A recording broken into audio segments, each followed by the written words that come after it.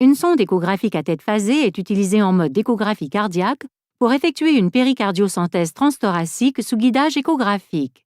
Le patient est placé en position de décubitus latéral gauche si possible. Placez la sonde au niveau de l'apex ou du point d'impulsion maximale avec son repère pointé vers le côté gauche du patient à 3 heures.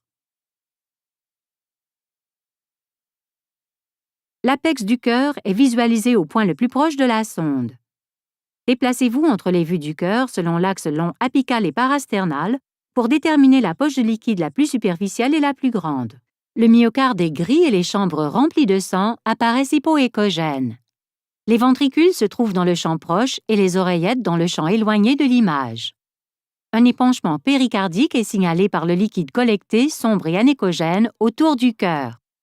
Pour un guidage direct de l'aiguille à l'aide d'une technique dans le plan, faites pivoter la sonde de 90 degrés dans le sens contrahoraire, de sorte que son repère pointe vers 12 heures. Cela entraînera la création d'une vue du cœur entre les vues apicales 4 chambres et selon l'axe long parasternal. Notez l'absence du poumon qui évite qu'il se trouve sur la trajectoire de l'aiguille. L'aiguille est insérée dans la peau à une position immédiatement proximale à la sonde, du côté opposé à celui du repère. L'aiguille est avancée lentement et est visible comme une structure linéaire hyperéchogène lumineuse.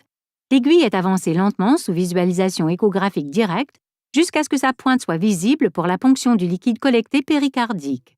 L'aiguille doit être avancée jusqu'à ce que sa pointe se trouve dans le liquide collecté, qui peut alors être aspiré.